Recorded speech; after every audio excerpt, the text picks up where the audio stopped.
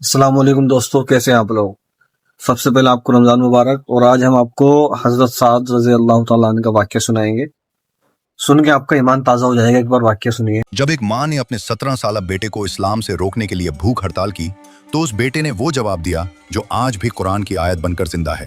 یہ اس وقت کی بات ہے جب حضرت سعد بن ابی وقاص رضی اللہ عنہ نے محض 17 سال کی عمر میں ہی اسلام قبول کر لیا تھا، اور یہ ان خوش نصیب صحابہ کرام میں شامل ہیں جنہیں نبی کریم صلی اللہ علیہ وسلم نے ان کی زندگی ہی میں جنت کی بشارت دے دی تھی۔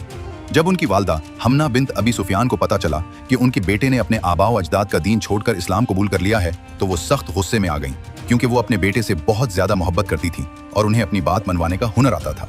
اپنی بات منوانے کے لیے ان کی والدہ نے ایک انوکھی اور سخت قسم کی بھوک ہڑتال شروع کر دی اور قسم کھائی کہ اے سعد، جب تک تم محمد صلی اللہ علیہ وسلم کے دین کا انکار نہیں کرو گے، میں نہ کچھ کھاؤں گی اور نہ کچھ پیوں گی، یہاں تک کہ میں مر جاؤں، اور اگر میں مر گئی تو لوگ تمہیں تاحیات اپنی ماں کا قاتل کہہ کر پکاریں گے اور تمہیں ہمیشہ برا بھلا کہتے رہیں گے۔ حضرت سعد اپنی والدہ سے بے پناہ محبت کرتے تھے، اس لیے یہ صورتحال ان کے لیے ایک شدید نفسیاتی اور جذباتی آزمائش بن گئی۔ دن گزرتے گئے، ان کی والدہ نے کھانا پینا چھوڑے رکھا، یہاں تک کہ ان کی حالت غیر ہونے لگی، جسم سوکھ گیا اور وہ نڈھال ہو کر گر گئیں۔ حضرت سعد اپنی والدہ کی یہ حالت دیکھ کر اندر سے تڑپتے تھے، لیکن ان کا ایمان کمزور نہ ہوا۔ جب والدہ کی ضد حد سے بڑھ گئی اور انہوں نے کمزوری کے عالم میں بھی اسلام چھوڑنے کا مطالبہ جاری رکھا تو حضرت سعد نے بڑے ادب مگر انتہائی دو ٹوک انداز میں اپنی ماں سے کہا، اے میری پیاری ماں، اللہ کی قسم، اگر آپ کی ایک نہیں بلکہ 100 جانیں ہوں اور وہ ایک ایک کر کے آپ کے جسم سے نکل جائیں، تب بھی میں اپنے اس دین اسلام کو کبھی نہیں چھوڑوں گا۔